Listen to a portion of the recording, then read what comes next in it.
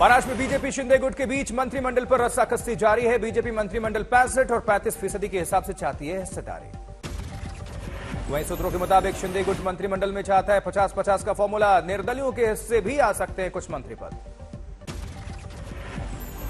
जबकि 3 दिवसीय महाराष्ट्र दौरे पर हैं सीएम एकनाथ शिंदे। आज और कल नासिक, उत्तरी महाराष्ट्र, मराठवाड़ा और पश्चिमी महाराष्ट्र के बाद बाढ़ प्रभावित जिलों का दौरा करेंगे। एआईएमआईएम सांसद इम्तियाज जलील का बयान, काले झंडे के साथ सीएम शिंदे के स्वागत को तैयार हूं।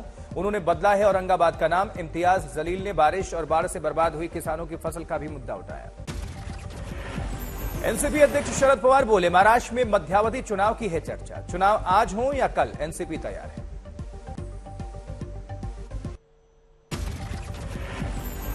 वहीं कल शिवसेना सांसद संजय राउत ने लोकसभा स्पीकर और लोकसभा महासचिव से की मुलाकात। शिंदे गुट के 12 सांसदों को अयोग्य करार करने के लिए सौंपा पत्र।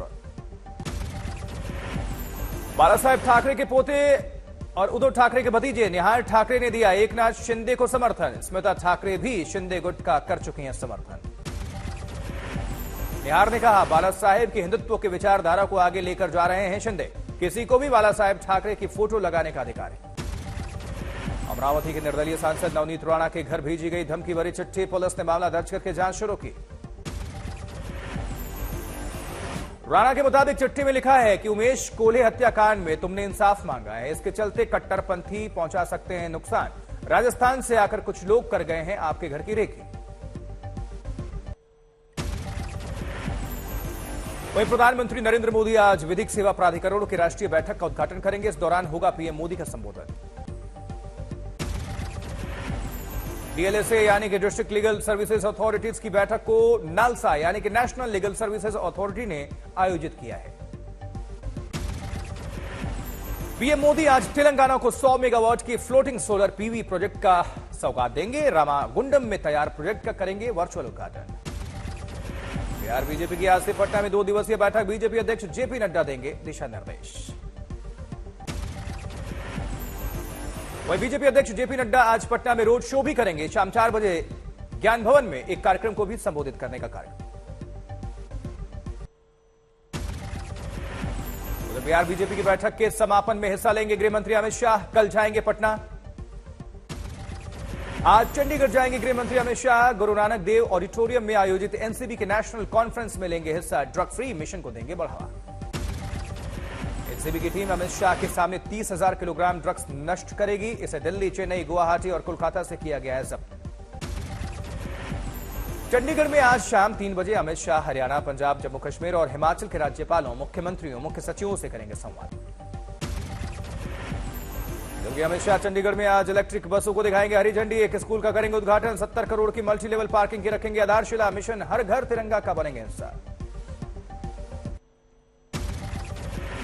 सीएम योगी आदित्यनाथ आज सुबह 10 बजे जाएंगे अयोध्या। दिगंबर अखाड़े में संत रामचंद्र परमहंस दास की पुण्यतिथि के कार्यक्रम में होंगे शामिल। चित्रकूट में बीजेपी के प्रशिक्षण शिविर का दूसरा दिन। आज पहुंचेंगे सीएम योगी। प्रशिक्षण शिविर में बुंदेलखंड के लिए तैयार किया जा रहा है मिशन 2024 का रोड मैप। पीएफआई यानी पॉपुलर फ्रंट ऑफ इंडिया को आज दिल्ली में कॉन्फ्रेंस की नहीं मिली पुलिस की इजाजत। विश्व हिंदू परिषद ने दिल्ली पुलिस को खत लिखकर इस पर रोक की मांग की थी। दिल्ली से देवघर के लिए आज पहली सीधी उड़ान। बीजेपी राजीव प्रताप रूडी, मनोज तिवारी, रविकिशन निरहुआ पहली उड़ान में करेंगे सफर। दोपहर 1 बजे दिल्ली एयरपोर्ट से देवघर के लिए उड़ान भरेगा पहला इंडिगो विमान। दोपहर 2:45 पर इंडिगो फ्लाइट देवघर में करेगी लैंड। 3:15 बजे देवघर से दिल्ली के लिए होगी फ्लाइट की वापसी। शाम 5:20 पर दिल्ली लैंड करेगी यह फ्लाइट। वहीं अधीर रंजन चौधरी ने राष्ट्रपति से माफी मांगी है। कहा, जुबान फिसलने से हुई गलती, क्षमा करें। अधीर रंजन चौधरी ने स्पीकर ओम बिरला को लिखा खत। मंत्री स्मृति ईरानी और बीजेपी सांसदों पर अनुचित व्यवहार का आरोप लगाया। अधीर रंजन का आरोप, स्मृति ईरानी ने द्रौपदी मुर्मू को बिना राष्ट्रपति या महामहिम कहे सिर्फ नाम से कई बार पुकारा। यह राष्ट्रपति पद की गरिमा का अपमान है।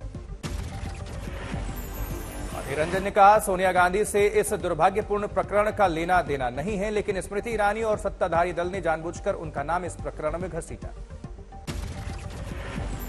उधर दंगे में निर्दोष लोगों को फंसाने से जुड़े केस में थिस्ता सीतलवाड़ और श्री कुमार की जमानत याचिका पर फैसला आज।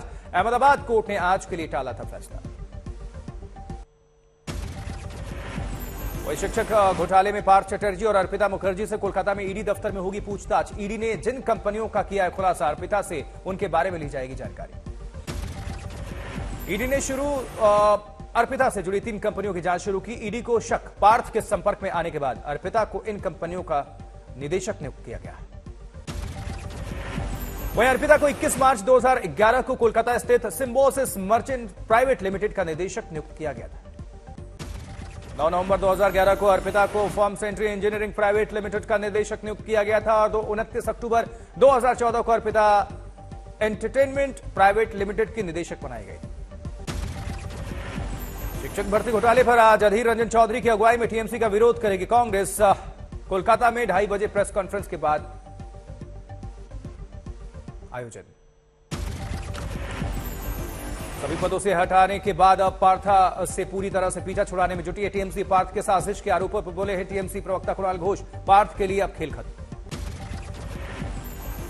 क्योंकि कुणाल घोष ने कहा पार्थ बेगुनाही की बात अब कह रहे हैं, जबकि उन्हें इसे गिरफ्तारी के फौरन बाद कहना चाहिए था।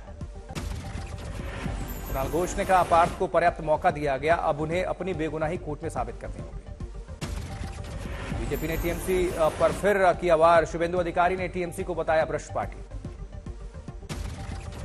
प्रवर्तन निदेशालय ने कसीनो के दलालों पर कसा शिकंजा। तेलंगाना और आंध्र प्रदेश में कई जगहों पर छापेमारी, फेमा का उल्लंघन का आरोप। कर्नाटक में बीजेपी नेता प्रवीण नेट्टारू हत्याकांड में करीब 4 आरोपियों की तलाश जारी है। 2 आरोपियों को 3 अगस्त तक पुलिस हिरासत। प्रवीण के परिजनों ने धमकी भरी कॉल का जिक्र किया है। कहा पुलिस ने प्रवीण की शिकायत पर नहीं दिया कोई ध्यान।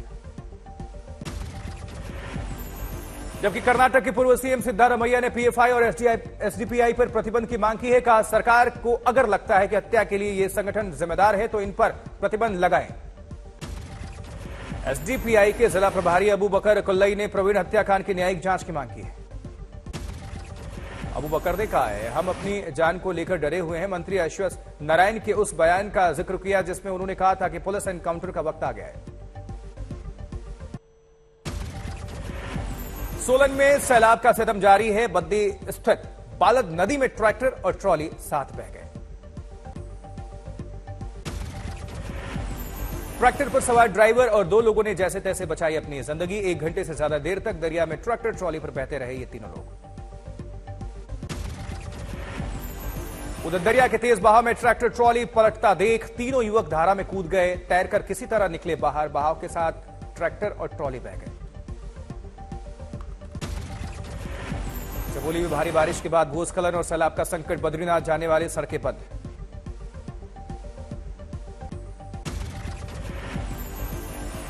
उधर लामबगड़ में उफान पर नाले।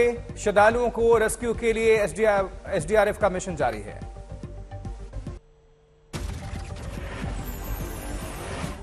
और वहीं महज आधे घंटे की मूसलाधार बारिश से तरबतर हुआ धौलपुर।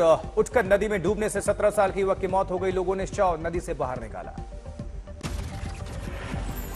धौलपुर में सड़कों पर बह रहा है दरिया। घरों में भी घुसा पानी। हुई भारी क्षति।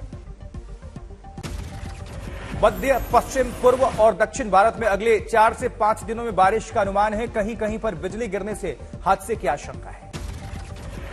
जबकि पश्चिम बंगाल, सिक्किम, अरुणाचल प्रदेश, असम और मेघालय में भी अगले 5 दिनों में भारी बारिश और वज्रपात का अनुमान है। अगले 5 दिनों में नागालैंड, मणिपुर, मिजोरम और त्रिपुरा में मौसम विभाग ने भारी बारिश की आशंका जाहिर की है। भारी बारिश के बाद गुरुग्राम की कुछ रिहायशी कॉलोनियों में सैलाब का संकट है। पानी छत तक डूबी दिखी एक कार। गुरुग्राम की सड़कों पर भी जल जमाव की स्थिति है। मुसीबत का सामना करना पड़ रहा है लोगों को। वहीं यूपी के बांदा में टूटा भीषण बारिश का कहर। बिजली गिरने से अलग अलग जगहों पर 2 लोगों की मौत, 4 लोग जख्मी। अलीगढ़ में बारिश से ढह गई दीवार। मलबे में दबकर 2 बच्चों की मौत हो गई, 4 लोग घायल हैं। जबकि राजस्थान के करौली में आफत बनकर बरसी है बारिश। जलभराव का संकट है।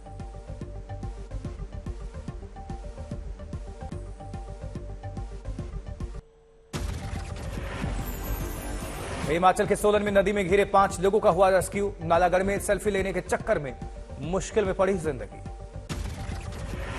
रेस्क्यू टीम के साथ स्थानीय लोगों ने नदी के बीच फंसे लोगों को बचाया। अचानक नदी का जलस्तर बढ़ गया था। कई घंटे तक उफनती नदी में पत्थर पर खड़े रहे ये युवक एक चट्टान पर रहकर बचाई जान। कई घंटे की मशक्कत के बाद रस्सी के सहारे सभी 5 लोगों को बाहर निकाला गया। लोगों ने बताया कि कम पानी देखकर सेल्फी लेने गए थे ये पांचों लड़के। प्रशासन और सरकार लगातार नदी नालों से दूर रहने की दे रही हिदायत।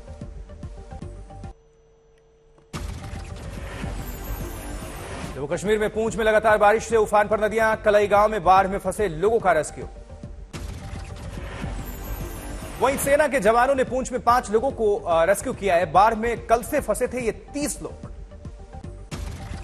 पूंछ में जारी है सेना का rescue operation. Jammu Kashmir police भी कर रही है मदद। पूंछ में मेंढर के छतरल गांव में जेसीबी की मदद से स्कूली छात्रों को पार कराई जा रही नदी, जबकि सेना और एसडीआरएफ की टीम इलाके के लोगों को भी उफनती नदियों को करा रही है पार। वीडियो वायरल है।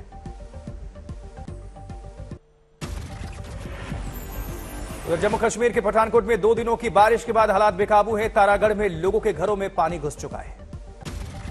क्योंकि घरों में पानी भरने से लोग दिखे लाचार। बारिश के पानी से घर में रखे सामान की बर्बादी। पठानकोट में प्रशासन की ओर से किया जा रहा है लोगों का रेस्क्यू। तहसीलदार ने खुद संभाला मोर्चा।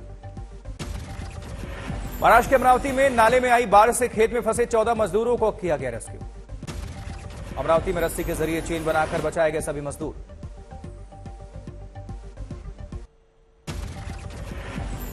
उधर धारचूला में भूस्खलन की चपेट में आकर ढह गया मकान। पहाड़ी का मलबा घरों पर डाला।